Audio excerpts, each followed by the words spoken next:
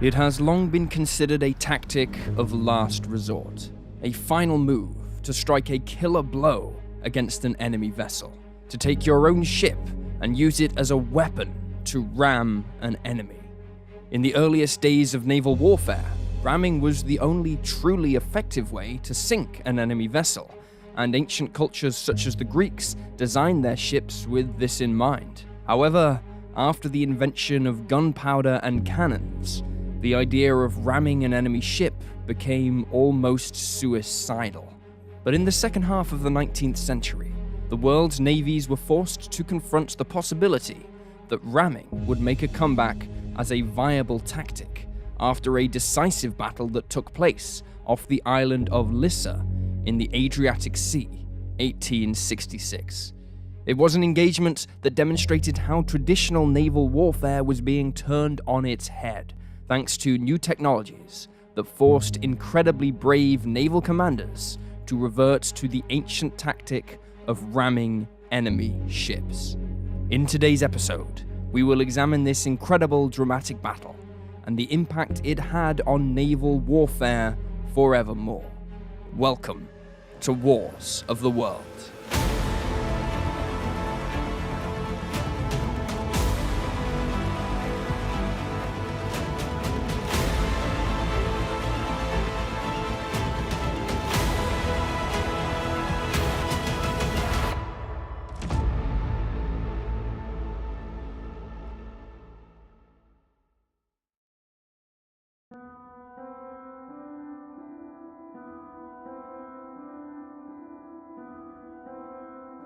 In the opening decades of the 19th century, the great sailing ships of the imperial powers of Europe would reach the zenith of their might and influence upon the world stage.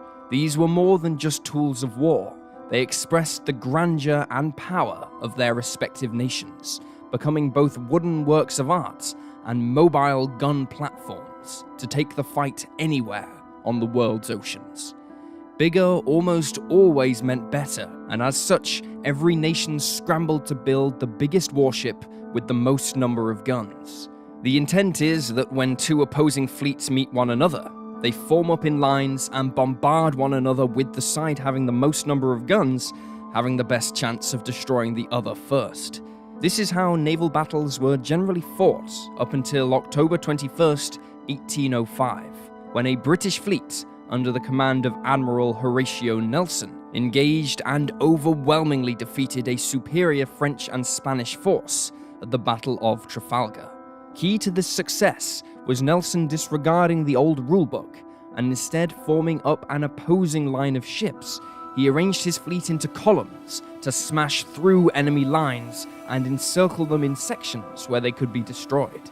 The Battle of Trafalgar may have been fought with traditional ships of the line, but it demonstrated that naval warfare in the future was to become a less clumsy affair, with tactics and technology now playing a significantly greater role. Two innovations especially would have a profound impact on naval doctrine. On land, the Industrial Revolution was kicking into gear, and key to its blossoming was the application of steam engines to propel carts, trains, and even small canal boats. When looking at the naval application of steam engines, admirals were a little skeptical of their use at sea until July 1813, when engineer Robert White converted a former French sailing vessel to steam power and steamed from Yarmouth to Leeds. As steam engines became more powerful and more reliable, navies the world over were soon quick to realize their potential. Within 2 years of Wright's journey, the United States introduced the first steam warship in the world, the Demolgos, which was intended to protect New York from the Royal Navy, and other navies soon followed suit. Unlike the powerful, smoky warships of a century later, these early steam-powered warships still heavily relied on their sails for much of their time at sea, only using their steam engines when the wind was low or speed was needed. At the same time, naval engineers were also looking to address a growing threat to warships in the form of explosive and incendiary shells. Instead of traditional solid cannonballs, these new weapons instead featured centers packed with gunpowder that would be ignited by a fuse, which would be lit upon firing. These weapons greatly increased the damage that could be inflicted upon a wooden sailing ship, this being proven by Russian warships decimating an Ottoman fleet in 1853, and it became a matter of urgency to effect a counter to these new weapons. Naval engineers had already begun experimenting with replacing much of, if not all of a vessel's hull with iron instead of wood, and the steam engines helped to address the problem of the extra weight that would otherwise slow the ship down and make it vulnerable. Again, the United States was quick to capitalize on the potential of this new technology and produced the first iron warship, the USS Michigan, in 1843, while Britain and France used floating gun batteries encased in iron against the Russians during the Crimean War. Steam-powered versions of these batteries were only capable of 4 knots and had a short range, meaning they had to be towed into battle. The first truly ocean-going warship with steam engines and iron armor was the French warship Gloire, launched in 1859. This truly revolutionary warship featured a wooden hull designed along traditional lines, but was clad in iron plates 4.5 inches thick, hence the designation, ironclad. Gloire was armed with 36 6.4-inch guns and could be propelled by a steam engine that drove a single screw propeller, which took it to a speed of 13 knots. These factors made the Gloire the most formidable warship of its day, and sparked an arms race amongst all the great naval powers to convert or build more ironclad warships.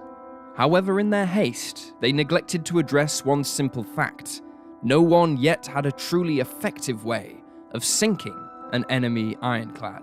This was spectacularly demonstrated in the first ironclad versus ironclad battle on March 9th of 1862, during the American Civil War.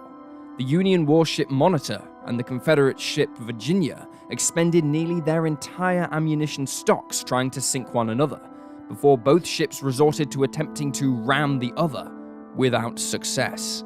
The results of the battle guaranteed that all future warships would be armored to some degree, but this only exacerbated the problem of guns being unable to destroy enemy fleets. Both sides fighting to a draw is not a victory, and this left many a commander the world over pondering the possibility that they too might have to use their own ship as a weapon. A new generation of warships began to feature rams in their design, should they ever find themselves in such a desperate situation, but their effectiveness was still open to debate. But that would very soon change.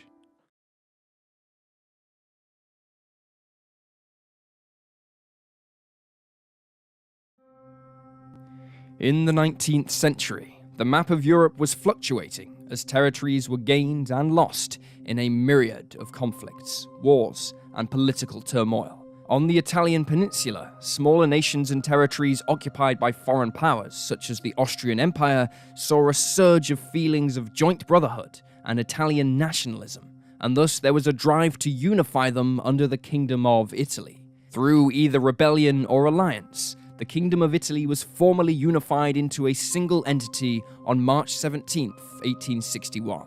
But there was still territory held onto by the Austrians, which the new Italian state coveted. In June of 1866, war broke out between the Austrian Empire and the neighboring Kingdom of Prussia, ruled by Otto von Bismarck. Bismarck approached the new Italy's first king, Victor Emmanuel II, with an offer to cede the Austrian-held territory of Veneto to Italy if Italy declared war on Austria.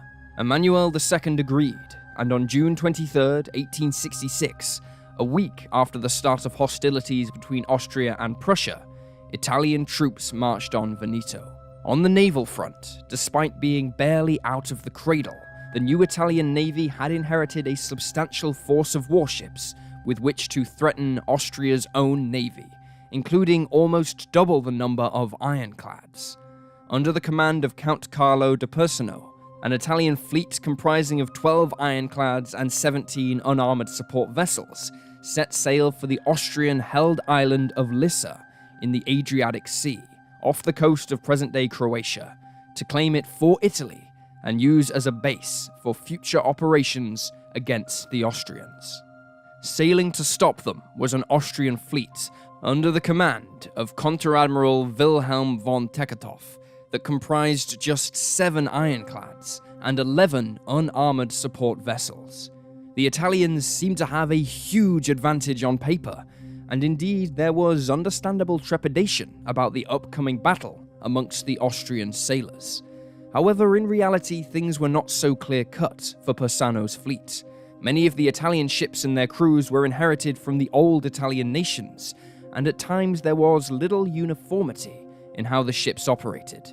This was only made worse by divisional commanders, who were at times political rivals, vying for influence in the new Italian court, and Persano was not someone who could completely manage such an environment. As such, the events that occurred next seem almost comedic in their absurdity. Building up to the battle, on July 20th, 1866, both sides formed their warships up into 3 groups, with the Austrians focusing all their ironclads into the first, while the second group featured 6 all-wooden warships, which were looking incredibly vulnerable in the face of the Italian ironclads, and the remainder reforming into a third group. Persano, meanwhile, distributed all his ironclads amongst all 3 Italian groups, where they acted as the main force in each, supported by a number of unarmored ships. As Persano's fleet approached Lissa, he learned that the Austrian force was at sea, looking to stop them, and so he made the decision to cancel the landings and instead engage the Austrian ships.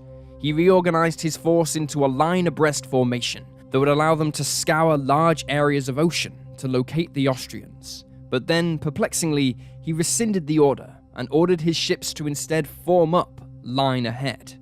Not only did this put all his ships into columns, reducing their chances of locating the Austrian fleet, but in the age before wireless communications, it caused widespread confusion amongst the Italian captains. Persano then decided to change his flagship from Re d'Italia to the Affondatore, which had been held off away from the 3 main Italian groups. Groups 2 and 3 slowed to allow boats to be lowered for him to transfer his flag, but the first group failed to receive the order and continued on, opening a hole in the Italian force between groups 1 and 2. As if this were not problematic enough, not every Italian ship received word that Affondatore was now the flagship, and so were still looking to the Re d'Italia for signs of what to do as the Austrians attacked, squeezing into the gap between groups 1 and 2. Austria's lead group of ironclads engaged the first Italian group at close ranges, while the confused second and third Italian groups milled around, waiting for the Re d'Italia to give orders that would never come. However, as was feared by many in naval circles, the ironclads on both sides were unable to do any serious damage to the other, which should have given the Italians time to properly organize themselves, but they failed to do so, allowing the Austrian forces to start dictating the battle. The Austrian ironclads broke off into 2 further groups, each attacking the first and second Italian groups, while the unarmored second group attacked the remaining Italian ships at the rear of their lines. While his men were engaged in close-quarter battles with the Austrians, Persano remained aboard his new flagship at a safe distance, at times a non-entity in the battle that was taking place. Despite the lack of organization on the part of the Italian fleet, the sheer weight of numbers on the Italian side meant that as the battle waged, it was slowly turning in the Italians' favor.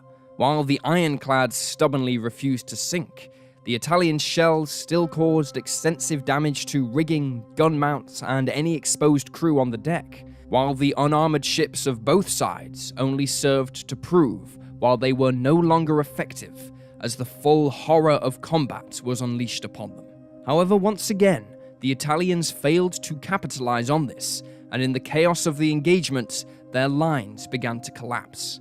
The Austrians took advantage of this and encircled smaller groups of Italian ships, pummeling them with shellfire and thus negating the Italian numerical advantage.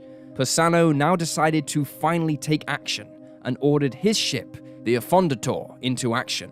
But rather than using it to engage another ironclad, he instead picked a softer target, in the form of the old and unarmored Austrian ship-of-the-line Kaiser. Persano decided to ram the Kaiser with his newer warship, but miscalculated his attack, allowing the Kaiser to evade him. Seeing his commander attempt such an attack, the captain of the Italian ironclad, Re di Portagalo, carried out his own ramming attack, but at the last second, the captain of the Kaiser turned his ship and instead counter-rammed the Italian vessel. The Kaiser inflicted enormous damage, but was itself heavily damaged, being an unarmored ship plowing into an ironclad. Both ships limped away from each other, very much out of the battle.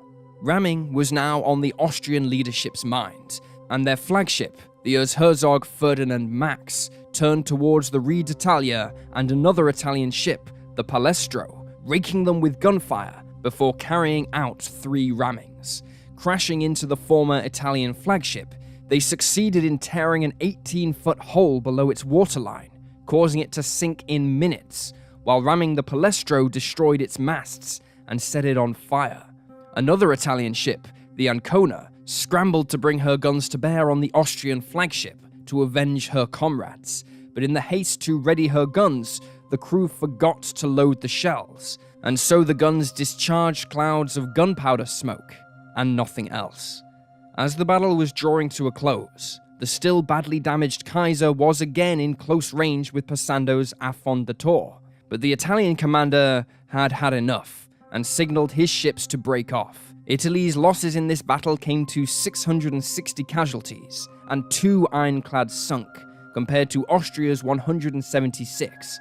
And added to this, of course, was the Austrians preventing the Italians from capturing the island.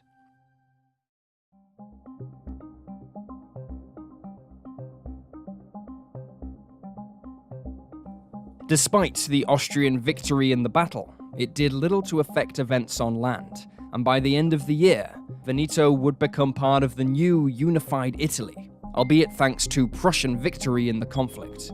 However, the world over viewed the battle as a stark warning of the growing importance of the current generation of guns, equipping the world's fleets in the face of new armored warships.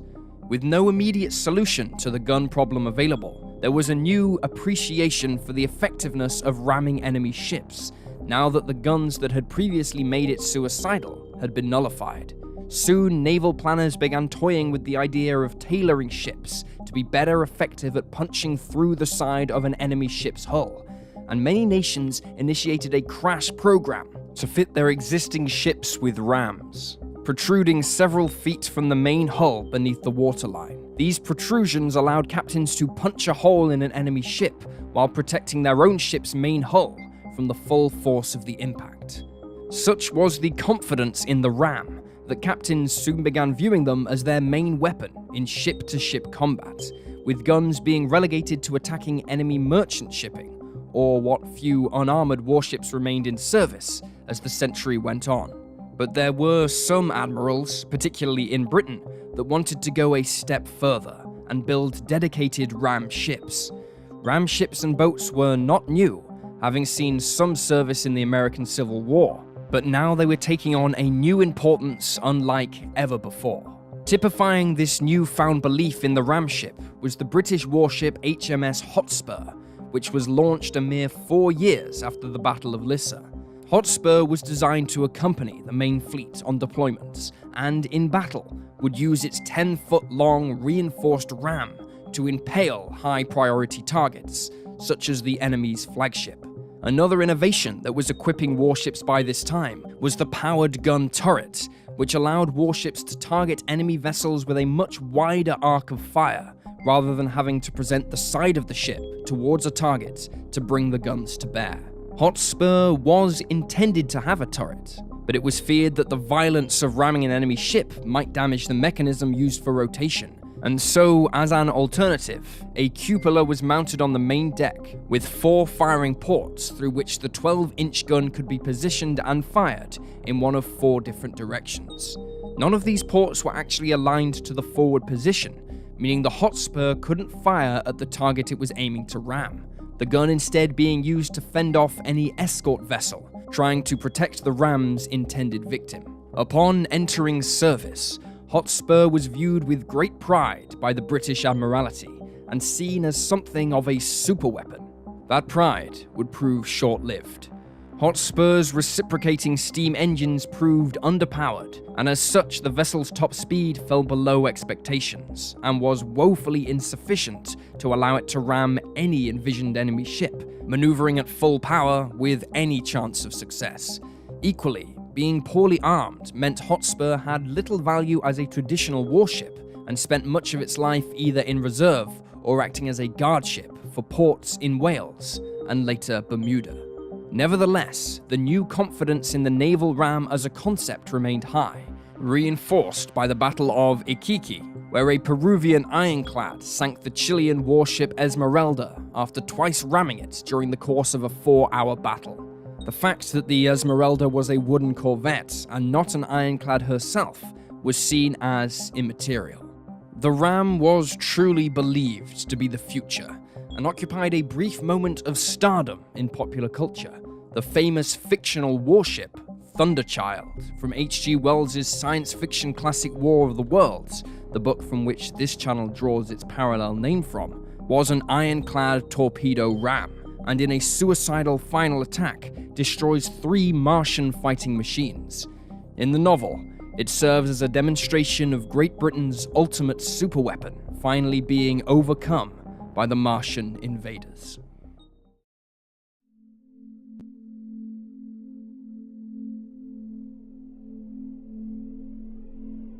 Despite the obsession with equipping warships with rams after Lissa, they would not see any significant use in the various conflicts that would spark up through the remainder of the 19th century. However, this is not to say that the rams didn't chalk up a number of victims. Unlike cannons, which can be disarmed, the ram was a weapon that was always ready to be used, and this led to a number of tragic accidents. The arrival of the 1890s would see a string of shocking disasters, where the inclusion of warships equipped with rams either exacerbated the results of an accidental collision or even caused it in the first place. On March 17, 1891, the British warship HMS Anson, equipped with a ram, was anchored in Gibraltar Harbour as the passenger ship SS Utopia steamed into dock. The passenger ship was hit by strong winds and was pushed towards the bow of the Anson, where the warship's ram tore a gaping hole in its hull. Within 20 minutes, the Utopia had sank, and of the 880 souls on board, 562 perished. Eerily foreshadowing the Titanic disaster, it was found later that the ship wasn't carrying enough lifeboats for all those on board. The following year, on July 7, 1892, the French battleship Auch found itself the subject of interest for the passengers and crew of a 1,200-ton French mail ship. The captain of the mail ship decided to give the passengers and crew a chance to see one of their nation's newest and mightiest warships up close, but he would get too close, and the Auch's ram would cut the mail ship in 2 halves.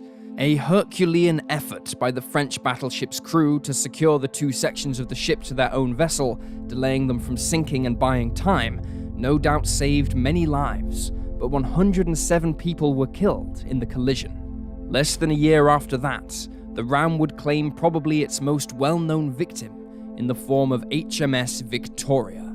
On June 22, 1893, the 11,200-ton battleship was sailing off the coast of northern Lebanon in the company of the 10,800-ton battleship Camperdown. Both vessels were less than 10 years old and were among some of the most modern and expensive warships of their day. Commanded by Vice Admiral Sir George Tryon, the ships were part of a force sailing perilously close to one another under his strict orders, and being an absolute authoritarian, the captains always waited for Tryon's instructions to change direction. Those instructions never came in time, and Camperdown's ram penetrated 9 feet into Victoria's hull, well below the waterline, causing seawater to flood the vessel. In a desperate move to save his ship, Tryon ordered the Victoria to head for shore some 5 miles away in order to breach the battleship, but it would prove in vain.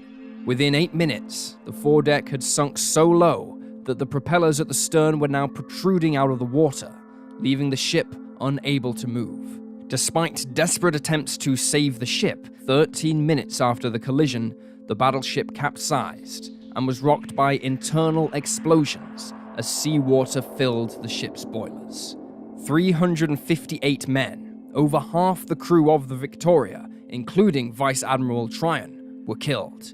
But it could have been so much worse. Camperdown did not come off unscathed, and her ram was torn off her forward hull, ripping a hole through which water quickly flooded. She too would eventually see her foredeck drop to sea level until her crew were able to control the flooding and limp to a nearby port. Other warships sailing with the two battleships only narrowly avoided colliding with them after Victoria had been impaled. The 12,790-ton HMS Nile missing Victoria by a nerve-breaking 100 yards. While it is likely that all three of these collisions would have happened anyway, there can be little doubt that the inclusion of the rams dramatically increased damage sustained during them, and as such, increased the death toll. The real tragedy of it all is that by this time, while many captains and admirals were still clinging onto the idea of a ram, it was already evident that the fad of ramming enemy ships had now passed. In the 1870s, the traditional naval cannons were slowly being replaced by breech-loading artillery pieces with rifle barrels that increased both accuracy and range. This, along with increases in caliber and new propellants, meant that guns were once again capable of penetrating even the most heavily armored warships at very long ranges. This made the concept of ramming a suicidal undertaking, with the ramming ship likely being saturated by high explosive shells and sunk before it got anywhere near to its target. Given the chance of more accidental sinkings, the rams were finally being taken off warships by the turn of the century. However, one unexpected side effect of their fitting was that they tended to make ships slightly faster.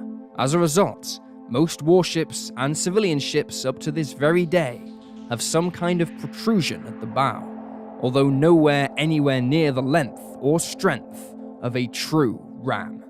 And there you have the story of the Battle of Lissa and the dawn and fall of the ram.